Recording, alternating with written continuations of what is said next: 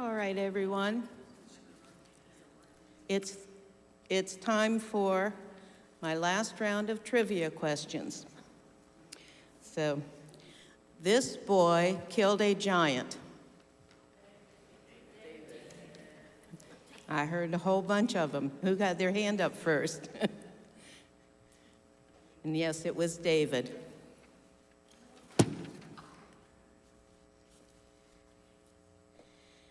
Okay. This boy ate locusts and honey. I heard someone. John the Baptist. Yes, John the Baptist.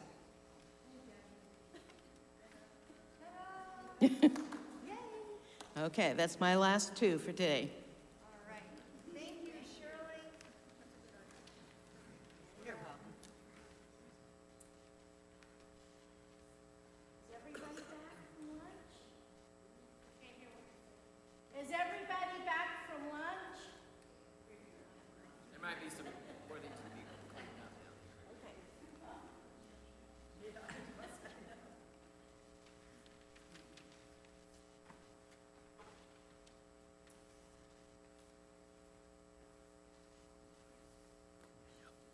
Wow, I'm tall.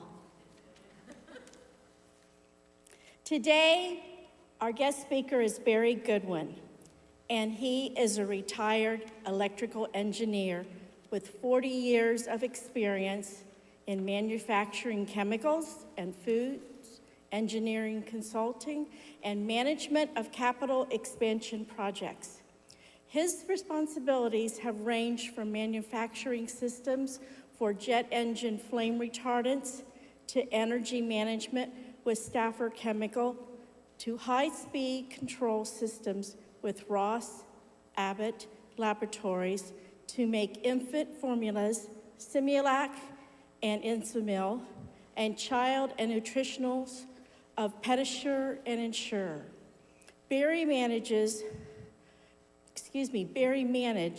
$260 million in Abbott manufacturing capital expansions in Arizona, Ohio, Michigan, and Virginia. And these combined those technologies with Abbott locations in Canada, China, Ireland, Netherlands, Singapore, and Spain. He worked with Abbott's business partners in England, France, and Germany. Now, Barry has enjoyed 9 years as treasurer at Stony Brook United Methodist Church in Gahanna, Ohio, where the financial aspects of his project management experience can be put to work for the church and the community. And at this time, I would like to introduce Barry Goodwin.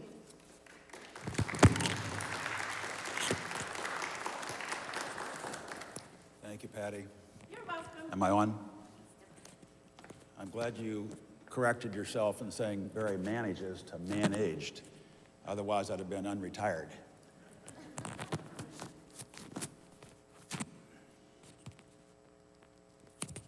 Take just a minute here. Okay, I understand you're going a little ahead of schedule today, right, in the agenda. So Pam asked me to kind of stretch things out today to at least, was it 3:30 or 4? It's 4:30. 4:30, okay. Those of you that know me, I can do it, but I'm not. Going to talk a little bit today about one of UWF's missions, climate justice. I know a little bit about energy. I know a little bit about industry. I know a little bit through my wife, Rose, who is here with her work with Stony Brook United Methodist Church, a little bit about UWF. So we'll see if we can put something together. Our goal here today is to just, let's learn a little bit about global warming, the climate injustice that comes out of it, and then translate over to what can we really do about it. Does anybody feel helpless about that subject, by the way? Just an item on the news?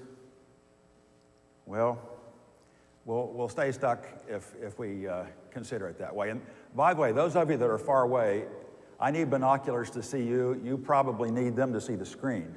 So if you want to move, by all means, feel free. Okay,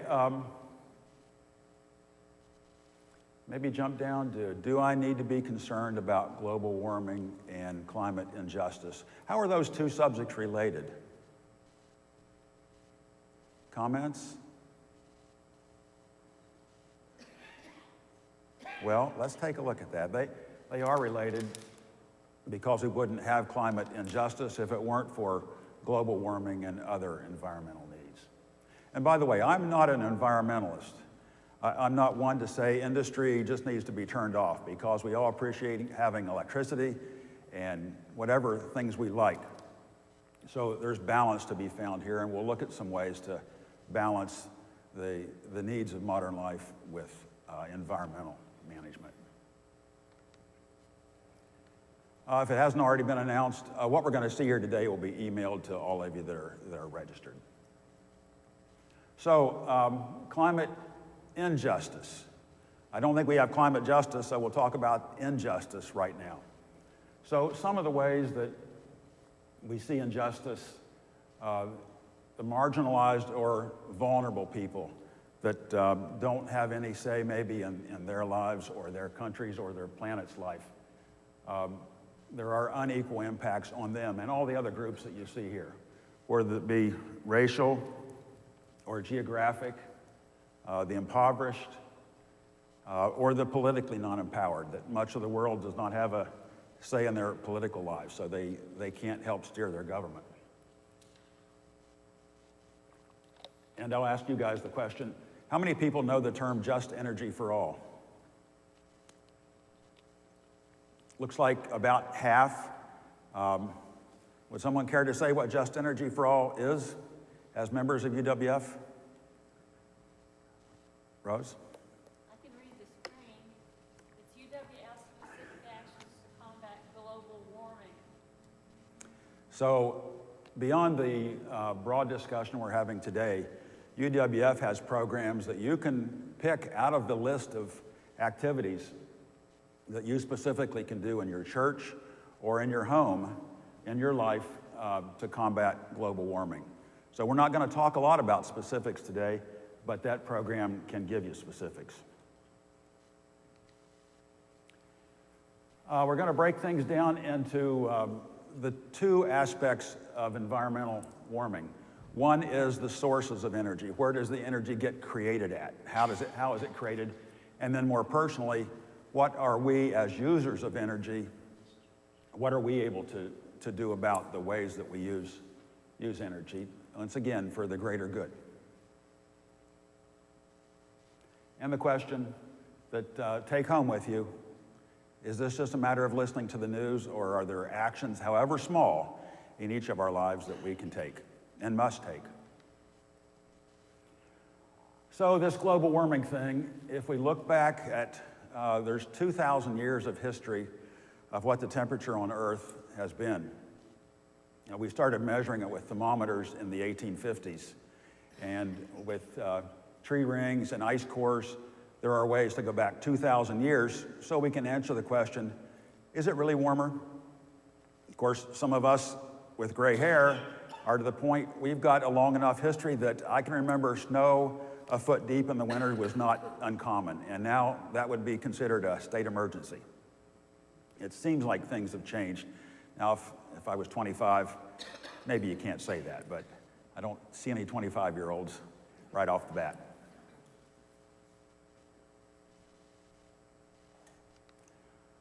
Okay, we all know about wars, both past and present, and food availability, and many things that humanity has faced over the years. But this is arguable. I think it's very possible that global warming is the most important issue that humanity has ever faced. It affects not just a country or a group or a continent. It affects all of humanity around the globe. Can anybody think of things that are maybe more severe than that?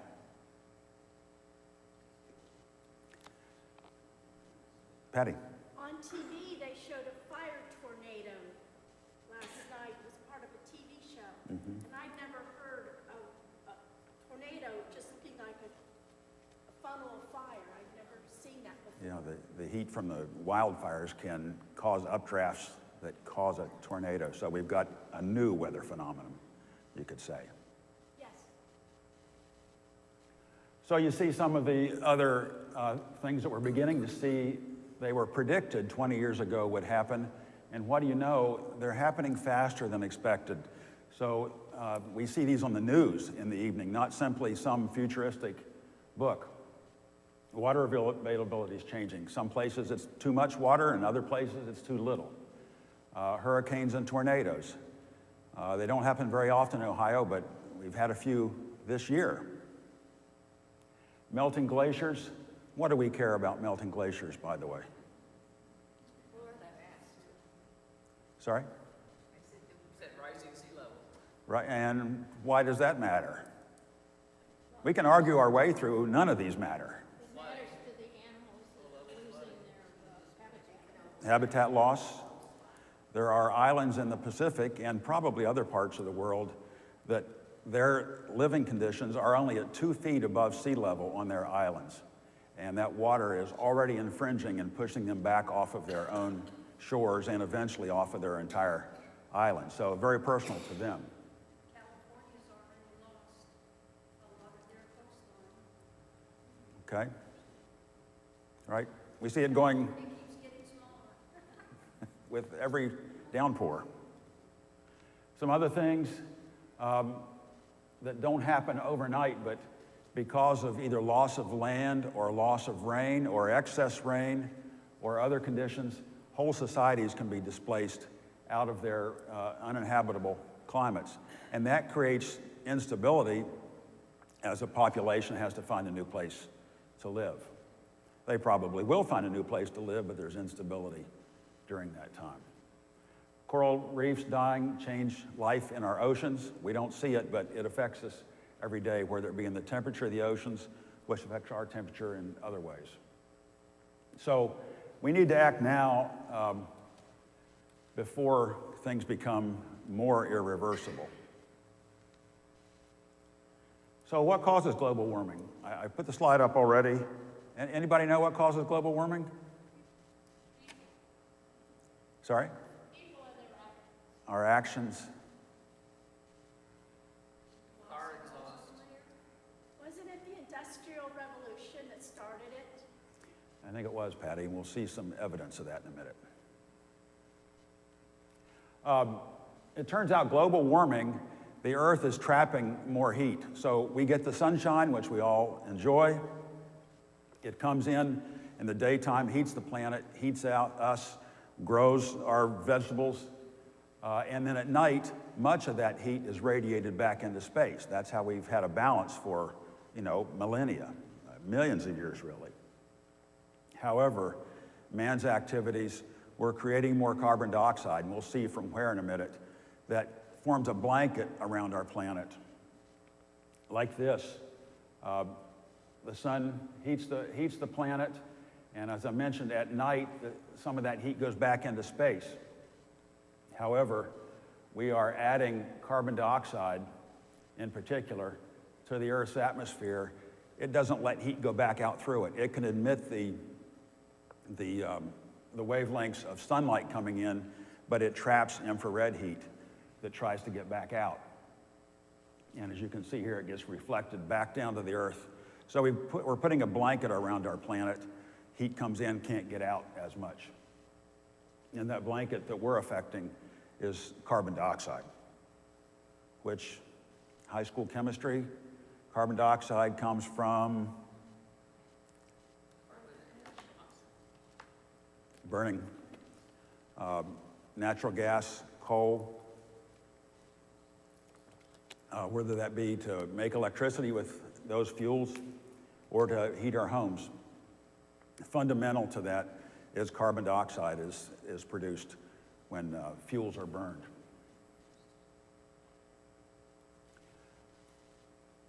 Okay. So I think we talked a little bit about history. Is this really something to be concerned about? Well, here is, for those of you that like graphs, here is the last 1,000 years of temperatures from tree rings, ice cores, and thermometers. And you can see only here, Patty, at the beginning of the Industrial Revolution, we'll just pick 1900 as about that time. Temperatures are up, 0.6 of a degree, 0.8 of a degree Celsius. Doesn't sound like a lot, but multiply it around the world and project it forward, and it becomes more serious. So, dramatic change here. This is called the hockey stick curve you may have heard of. It turns out this is changing so quickly that last year was the warmest year that we have any way of knowing of, this past year. 2016 was the next warmest. That's only, 8 years ago. And maybe most disturbing, the 10 warmest years since 1850 are the last 10 years. Hard to close our eyes to, as much as we'd all like to. I don't like sharing this information, but it needs to be shared so we're aware. And here are the carbon dioxide levels going back to 1960. These are measured in the atmosphere, and they're going up just as global warming is becoming more prominent.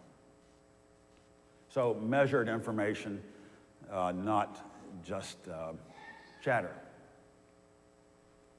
NASA's assessment, you've heard this on television probably.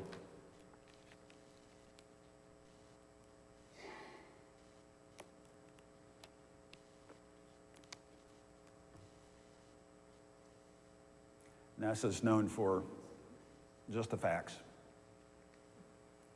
So how did we get here? We started out talking about burning. Here we have an electric power plant. We like our electricity. We don't want to do without it. We're not going to do without it. We have to figure out ways to get it. 30, 40 years ago, this would have been black plumes coming out of our power plants. A lot of work has been done, driven by the EPA, to stop coal dust from coming out those stacks. So what do you know? We've taken the color out of it. That's all good. Acid rain is reduced for coal-fired power plants. However, invisible in this plume is carbon dioxide, which is the main emission. Carbon dioxide, we are in it right now. It's natural at certain historical levels. By the way, the rest of that white plume is water vapor, which is harmless, but the invisible carbon dioxide is not. A couple of years ago, I happened to somehow be on a bridge over I-270 and walking. And I stopped and watched the traffic going by, hundreds of cars per minute. And each of them have a tailpipe. And each of them is emitting, again, carbon dioxide. So really standing there on the interstate, it was not difficult to imagine that this is a problem. There are lots of cars. And just in most everybody's basement here today, these are the flames that are in your natural gas furnace. Once again, we're burning. The primary emission is carbon dioxide. Can we do without any or all of those things? Pretty tough. So let's remind ourselves it is personal, though. It's what I breathe right now. It's the climate that we see changing. Although in Ohio, it doesn't seem to matter too much. I might be okay with a little warmer winters. But other places, no. We are in a good place in terms of floods. Typically, tornadoes are low. We're in a pretty good place, maybe one of the better places in the world. Miss my snow. There you go, skier. I'm sorry. I said I miss my snow. Yep. Well, skiing, if you are into it, joking aside, it's not what it used to be. The weather changes, we've talked about some of these, in addition to the reduction in just the simple beauty and biodiversity of the planet is changing.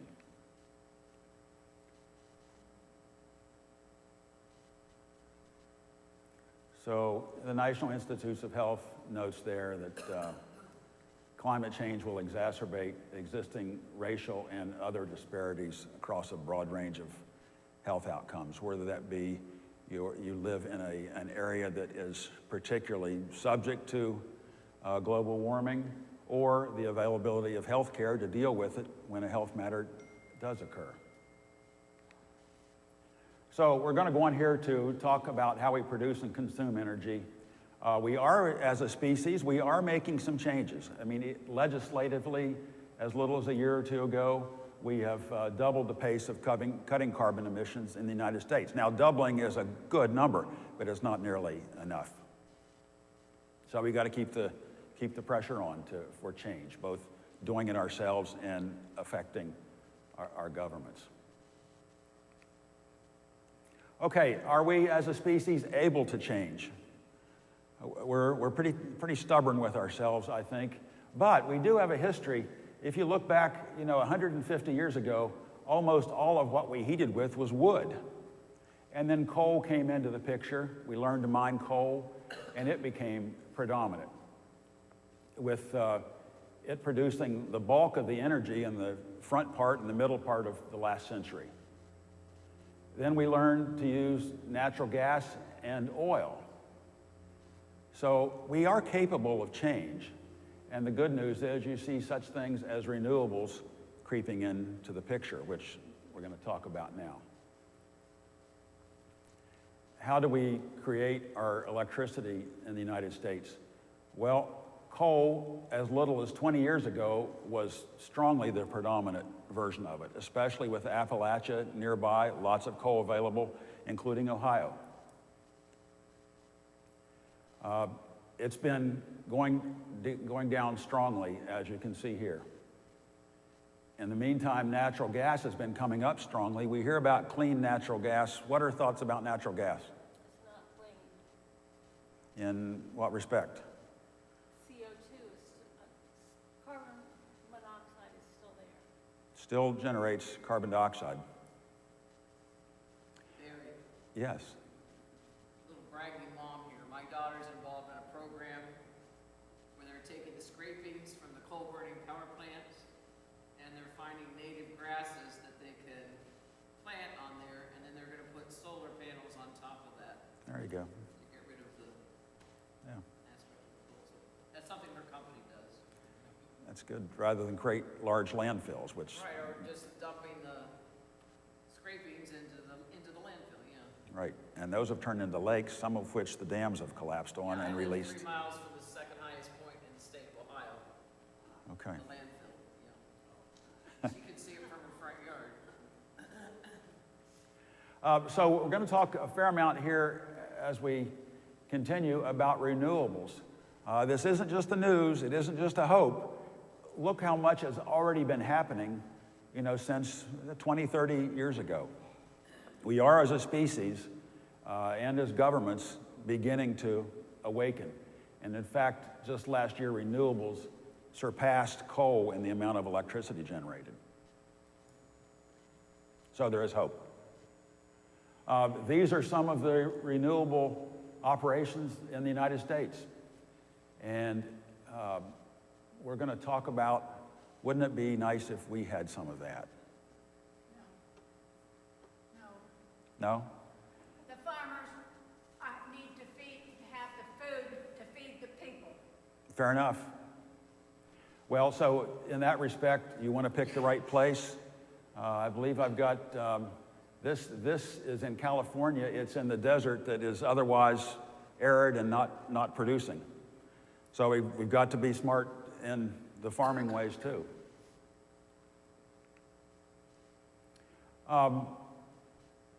We ask once again, is there hope? Well, it turns out wind is, we talk a lot about it, but what do you know? We've already done quite a bit about it. In the United States, you can see here in color, there are, those are the locations where we've got 72,000 operating wind farms, windmills in wind farms. And this one is just 2 hours away. If you're looking for a Sunday afternoon drive, I would encourage you to take it. This is in green space. As you can see here, this is rich Ohio farmland, which is still farmed without implications from the energy generation. That wind farm in Van Wert County, around these towns, powers 76,000 homes without implications to the environment. There are no emissions. Let's talk about solar. it's not just about the future. We've already got solar. You can see there in the colors around the globe where solar installations are already operating. Any comments about the where? Poor countries don't have it.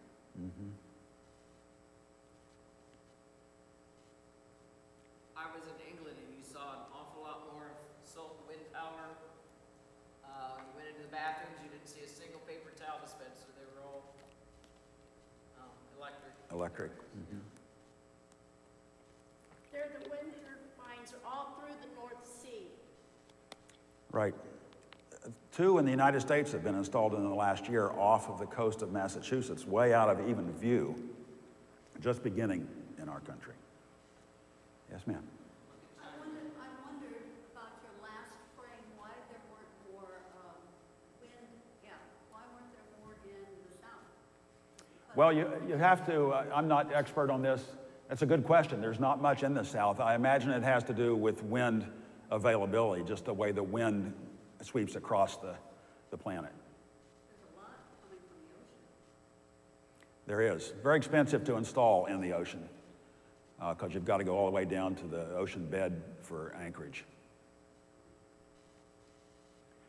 But the bad news here is that the countries that we see lit up there are the ones that create most of the carbon dioxide. The good news is that those same countries are the ones that are putting solar energy to work.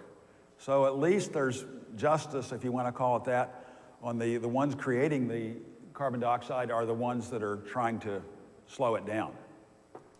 That does nothing, though. If you live in Central South America or Central Africa, other places on the planet, they're having to experience the global warming symptoms the same as we are. Flooding, storms, and other things. So they're a little bit helpless to our activities in the more industrialized world. Do the tropical rainforests help us to absorb some of the carbon dioxide? They do. If it weren't for plants, of course, we would have no oxygen to breathe. That gets back to perhaps we should have more trees and less grass, you could argue. But they're cutting down so many of the tropical rainforests. Right. That's a concern. So not only are we creating more carbon dioxide, but we've got less forest to convert it back to oxygen. Okay, a couple more installations in the United States. Once again, this one is in arid, unusable California land. That's a large solar installation that powers 250,000 homes, once again without emissions. Another solar installation here in the Mojave Desert. This one, it tracks the sun across the sky as each day changes to pull the most energy it can out. And other installations, you see where both solar, and this one we can see solar down here in the bottom, and mountains crisscrossed with wind turbines. Now let's switch over from how we produce energy. We've seen a couple good sources, solar and wind, that are already working. Let's talk a little bit about what we can do in terms of how we consume energy. One way is our vehicles. We already see, I've got a statistic up here, in Norway last year, 82% of the cars sold were electric. We're still talking about, wouldn't that be nice? Now, they are government subsidized. We are too, a little bit. But it's becoming that finding gasoline stations, as I've read, in Norway is becoming like, didn't there used to be a gas station there for the 15% of people that bought gasoline last year? So things are changing.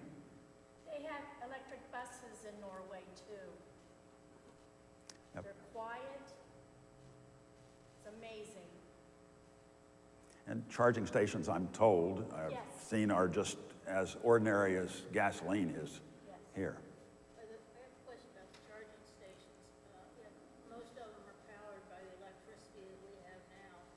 Are they not using from That's an excellent question. Hold on to that just for a moment. The point was, for any of you that might not have heard that, you know, if we're operating electric cars, but the power for them is derived from burning coal or natural gas, what's achieved? Well, what are the two things on that? Firstly, gasoline vehicles are 40% efficient, meaning that 60% of the energy in that gasoline is emitted either as carbon dioxide or heat. So a majority of what we're burning in gasoline goes to the environment. At least electric vehicles are about 85% efficient. So the energy that you put into them, 85% of it goes to turning the wheels and getting you to where you're going. So we've got an advantage there. The other one we'll get into a little more detail is even you at your own homes, you have the choice, really by sitting at your computer for an hour, to choose to burn solar and wind power today. How can that be? Any guesses? Some of you already, maybe without realizing it, are already in your electric power contracts burning renewables. Let's continue that. Back to electric vehicles for a minute. You can see in 2023 in the United States, 15% of the cars sold were electric. And that's up from just 4% in 2020. So we do see the curve steepening. It's not going as fast as some had predicted, and that's the thing that comes across the news. It's not growing. Well, it is growing, just not as fast as it was predicted. And if we want to get to a financial level, and of course we must, 40%, the cost of charging your car at home, an electric vehicle, is 40% of the cost of the same gasoline that you'd be paying for. Now, electric vehicles historically have been more expensive. That tends to be changing. Someday, it may be a payoff to have an electric vehicle, never mind the environmental positives. It pays off in a couple of years, though, doesn't it? In cars that are being sold currently, in the last 6 months, there's a price reduction in electric vehicles. It's faster. Okay, and so we talked about our cars a little bit. How about our homes? We heat with a flame. Not going to get away from that immediately. But you can change your electric source. We'll talk about in some detail. There's a few statistics. 2/3 of our homes in Ohio are heated with gas. However, we're in a moderate climate, and heat pumps are technologically feasible in Ohio that are electric powered, and they're more efficient than gas, and of course don't produce emissions if you source your electricity from a clean source. Okay, let's talk about how we do choose our electricity.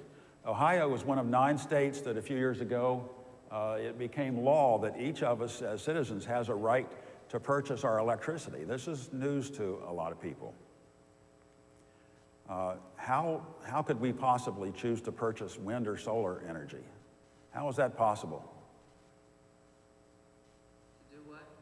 To purchase, how can you choose to use wind or solar?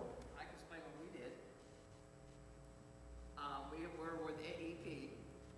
Our township chose to go with another carrier, and the price went sky high, like 5 times as much. Who they switched us to. So we were just looking for a cheaper source, and we just did some research on the internet, found a company. Now it's not quite as high, it's not quite as low as it was, but it's definitely not as high as it was. Mm-hmm. And our electricity, I think, comes from Missouri, if I understand right. Right, Missouri, Texas perhaps. So you're going to get a handout here when we finish about how you can do this. But as Ohioans, you have the right to purchase your electricity in whatever flavor you want. So if you choose, if you're just shopping for price online, you have that ability right now. You can also, at the same time you're shopping for price, choose to specify that you want solar or wind energy. That's made possible by when you sign that contract that might last for 12 or 18 months, you've got a locked-in price, which can be lower than what you're paying now, and that causes your energy payments to go to Missouri or Texas or other sources of renewable energy. That, of course, keeps their operation running and encourages them to build more solar and It's wind. like AEP still wants their cut. They do. I mean, they have a right to They get provide about the, half. They get, I'd say our bill's like 180 and AEP gets about half. right. And that covers the cost of the power lines coming into your house and going across country to get that Missouri energy to you.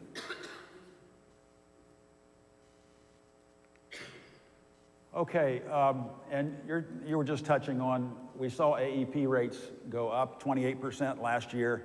If you want to go on a line and shop for a lower price, you could have precluded much or all of that price increase. But most of us not being aware that you can shop for your energy, just like you do for groceries at the store, most of us not being aware of that, we just suffer the 28% energy increase. Again, there'll be a handout to show you how to do this. Okay, so getting close to summarizing here. What can you do about environmental warming, which is about climate justice? You can choose your energy source, we just talked about. You can reduce your energy consumption. We've been doing that for years, where they're just be turning the lights off when you're not in the room. We can lobby our elected officials. It's hard to know what gets accomplished there sometimes, but if you don't lobby them and let you know what your wishes are, then they're not going to know that that's what your wishes are. Just Energy for All initiatives, I think that's part of your organization that is shared. We do hear about recapturing carbon dioxide, pulling it out of the atmosphere. That technology is not well developed. It, in theory, is possible, but it's very, very expensive at the moment to pull carbon dioxide out. Typically put it underground in some way that may have other environmental aspects. And there are some that believe that this is being driven by the fossil fuel companies simply to be able to use that carbon dioxide to harvest more fossil fuel energy underground. Nuclear fusion. This is the answer, I think. I don't know that any of us will be around to enjoy that, but research is very encouraging, including a breakthrough as recent as last week. Nuclear fusion is the same energy process that the sun uses, and we just use different kinds of water as fuel. We fuse those atoms together, energy comes out in great quantities without any pollution. But it's a very difficult engineering thing to do. I think 50, maybe 100 years it might be commercializable, but there's hope for the long-term future in that. Okay, there are some things you can do. Purchase, choose how to get around an electric vehicle or a hybrid vehicle is a step. Going full electric, even more so. A whole different subject talking about solar generation on your rooftop. Yes, that can make a significant difference. We have a neighbor that they've had solar on their rooftop for about a year now. Their highest electric bill has been $21 a month since doing that. You can upgrade your home heating. When your existing gas furnace needs replaced, you may want to consider for a limited extra amount, maybe $3,000, of going with a heat pump instead of solely gas fuel. And someone mentioned before, recycling is part of this as well, so we have to manufacture less. Okay, and a couple specifics. Remember, selecting your electricity provider. If there's one thing I left with you today, it would be that idea, and the handout will be left with you. You can have a moderate environmental impact. It's easy to do. There's no construction on your home. There's no picking a contractor. It's going online with the instructions that you'll receive, choosing a different electric supplier, and in a couple of weeks, you'll be paying a lesser rate and be able to be pleased with buying renewable energy and demanding less of coal or gas-fired power plants. Rooftop solar has a high environmental impact. Unfortunately, I mean, it's difficult. You do have to find a contractor and determine where you're going to put things on your roof, and maybe deal with covenants in your particular location that say you cannot put solar on. It's a significant investment and takes 10 years to return, but that's something you can do right at home. Friendly ways to use energy. We just talked about ways to get energy. An electric vehicle is a moderate to high impact, you know, maybe costing you $15,000 more per car, per vehicle, paying you back in about 4 years for that amount of difference. And that's going to come down, I think. And a couple of other ideas there going to heat pump. Geothermal is less generating, but still a good step. Long payback with a well to be drilled in your yard, and geothermal is not as strong as an air-to-air heat pump. Once again, when your existing heating or cooling system goes out, talk with your supplier about heat pump options, which are not steeply more expensive than what you already have. Okay, we're going to wind up here. This is a map of Ohio. Anybody know what the term aggregation means? This was a vote before Ohio voters several years ago that since it's legal in Ohio to shop for your own electricity, votes were taken in each of these municipalities that the city would buy your power for you, choose who to buy from, or that you were left with the individual authority to shop yourself. The good side of the city doing it is they do it. The downside is they may not pick who you would pick. They might just go for price and maybe not look at environmental positives. So anyway, your particular municipality is going to be, it's wherever you live. You can look on your electric bill, and I'm not sure if UWF's going to have a capability to help you look at your electric bill, maybe, and decide if you do have some opportunity. The areas in color here do have municipal agreements, and the ones in white do not, meaning you can shop for yourself. But even if there's a municipal agreement you live with, you can call and ask for an exemption from that and shop for your own energy. Okay, I'm not going to go through all these. You won't get the handout on these, but this is a step-by-step how to shop for your electric energy. If you're computer illiterate in particular, it's probably easier than shopping for fresh fruit at Kroger. And there's your electric bill. This is in your handout. There's a couple places. You'll just need to have a couple numbers in hand, and you can see what you're paying to compare as you go through it's called the apples to apples, so you can compare. Not going to do that here on screen, but the handout does include it.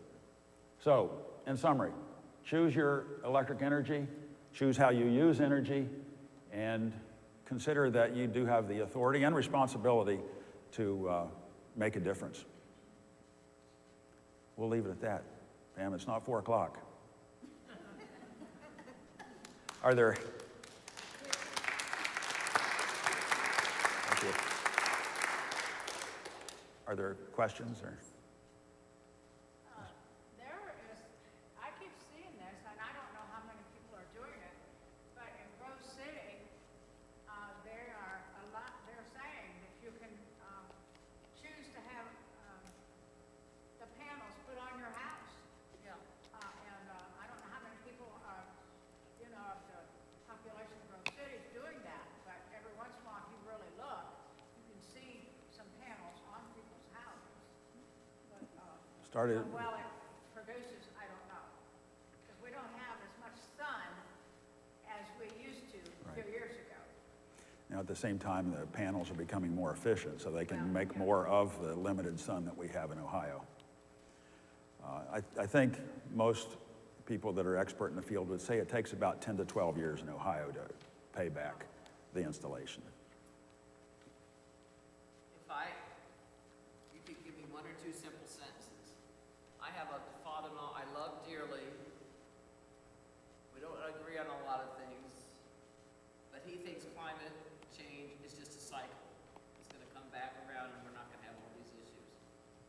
I could say just one or two things to him, what would you suggest? Like try to convince him. Well, there are a lot of people that think that way. We saw earlier the 1,000 prior years, what the temperature's been. Well, to address some of those questions, scientists have come up with a way looking back. This goes all the way back to the time of Christ now. And so we've got 2,000 years of records. You might share that with him. There's 2,000 years of records that say things are really different now. That's a long time. That might not work with him, right? It's hotter than Jesus. Yes, ma'am.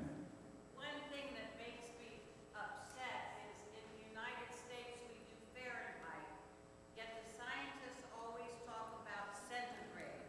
And the United States doesn't understand centigrade. If your child had a 2-degree temperature centigrade, they have a 104-degree temperature Fahrenheit, and you would take them to the doctor. So I get upset when we look at charts in the U.S. and scientists who talk about centigrade, and we have Fahrenheit. Fair enough. I think that's a good point. Just to help with, you know, the temperature rises that we've seen on the charts here are about 2 degrees Fahrenheit. So that certainly is relevant to your child. Yes, ma'am.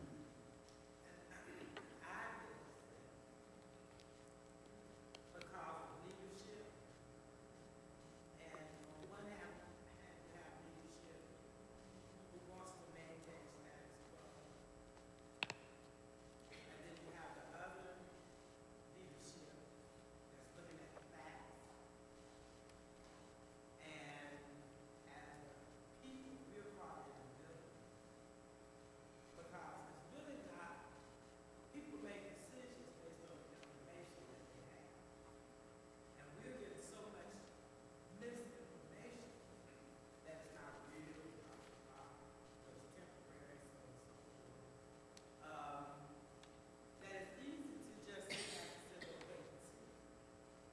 And I just wish that we did have, at least in this country, that we actually had leadership.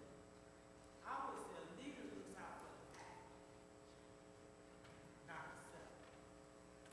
And if the food was dwindling enough, I would expect our leadership to address that. Air and everything else is dwindling. And half of our leadership is saying, oh, no problem. And so I think people just have a hard time even connecting that there's anything that we can really do. And even myself who believe it, it's like, what really, if you have half your leadership fighting against any change, then where does that leave us? Because they're the ones making the decisions. We're, all the decisions we have are who we vote for. And once they get in, they make all these decisions that are common, that we have to deal with. And half of our leadership is saying this is not real. I think you're reminding me back, I think it was 1998, that Al Gore wrote a book called An Inconvenient Truth. And I kind of capture that. This is inconvenient. I don't like having to be concerned about how I heat my home or how I get to work. It's inconvenient, but it's a truth. So you're speaking to the human condition in bigger scope than this discussion today, but you're talking about how governments form and how democracies work or not. And I think it's good that we're here all talking about it. My pledge to you is I've done what I can to ferret out the facts and provide them to you, even as an engineer that has spent a career in industry. I think we vote and we share with family and friends. This idea has caught on in the last 20 years. It just needs to continue going further. Can I say something about Just Energy for All? How many people have been on a Just Energy for All webinar?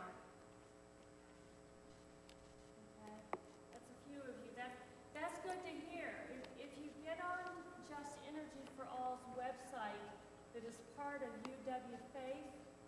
You can actually contact your senators and representatives directly. They just link you up to them, and they give you a little blurb to say about what you want to do or what you want them to do about energy. And it's very instructive and very easy to do. And it's, other than the things that Barry has mentioned, talking to our representatives and senators is all we can do. So I would encourage everybody to get on Just Energy for All.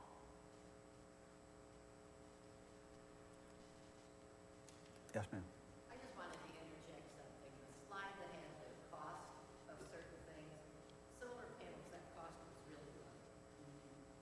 I had them put on 3 years ago. I know how low the price was. I wish that's all I had to pay. Well, of course, depends on how much you want to generate, doesn't it? Right. You've got specific experience. Maybe it would be less today. I don't know. The price should be coming down as more people implement it.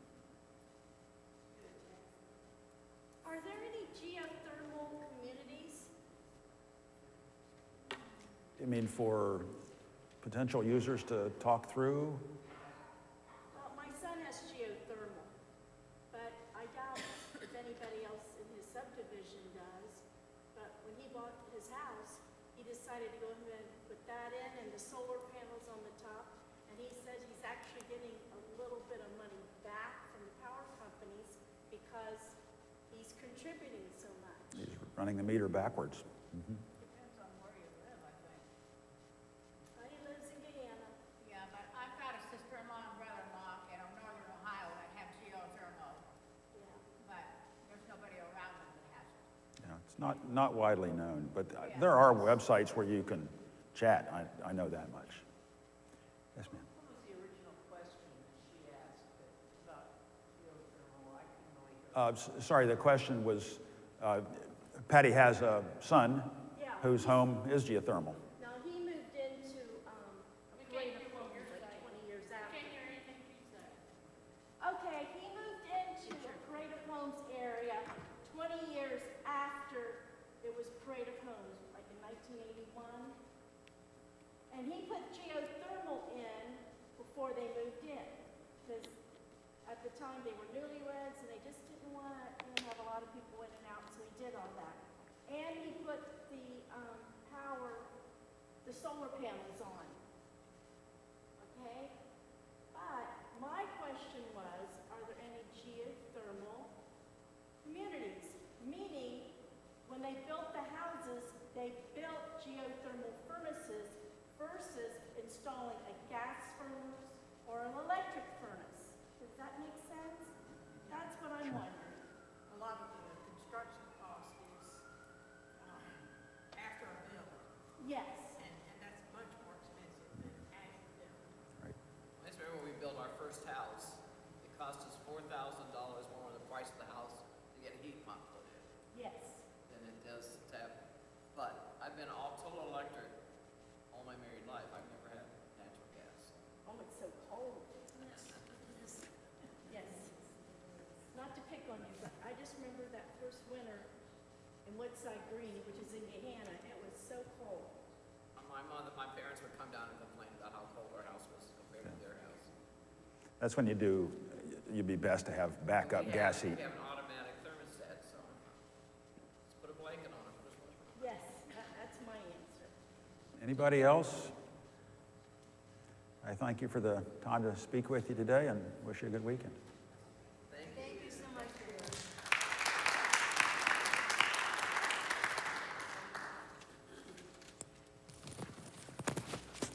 Can everybody hear me? Great.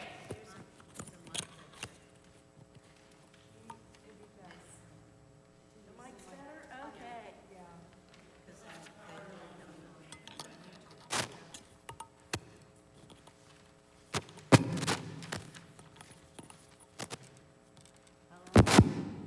At this time, is it on?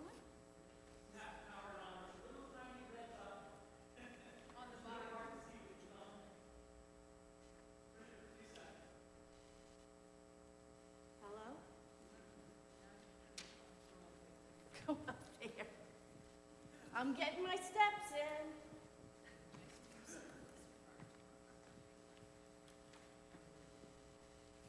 in. At this time, I would like to officially thank you, Barry Goodwin, for coming in today and giving us all this information and helping us to use climate justice to our best ability. At this time, I'd like for us to all join in with hymn 377, When Peace is Like a River. Like that song in the book, because 377 does not have a title, When Peace Like a River. That's the first line. Oh, that's the first line of the hymn. Well, that makes a difference too. Thanks.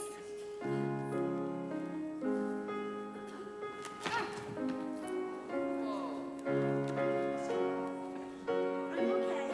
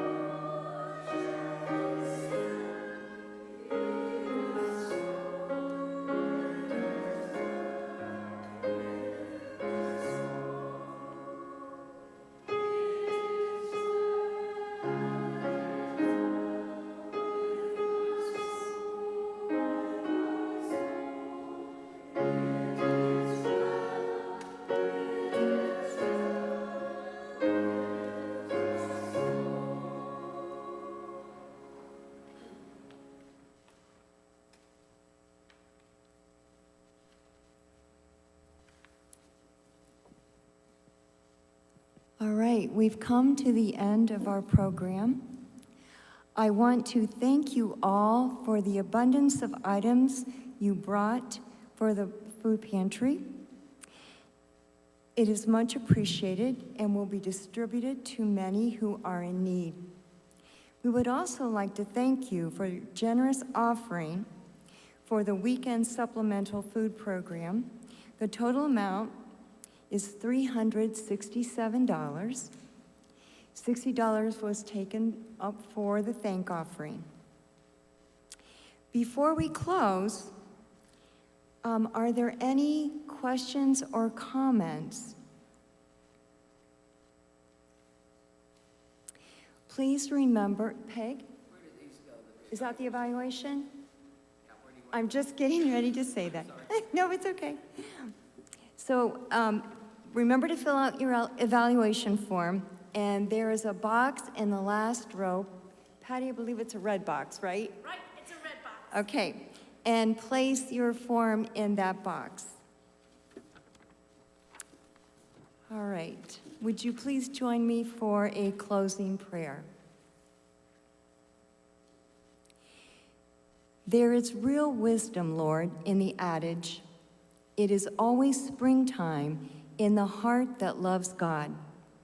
Springtime is a season of optimism and hope, and the Christian loves a faith centered on hope. Winter, with its cold and dark days, has gone just as Good Friday has passed to Easter and beyond. We live a resurrection life reflected in the new life springing up around us. Thank you, Lord, for the hope that you bring, the renewal that you bring, both to this world and to our hearts and lives. Amen. All right, thank you so much for coming. Thank you for spending the day with us, for joining us for lunch and conversation. I hope that you have had a good, wonderful day, and you've learned a lot from Barry. All right, thank you so much.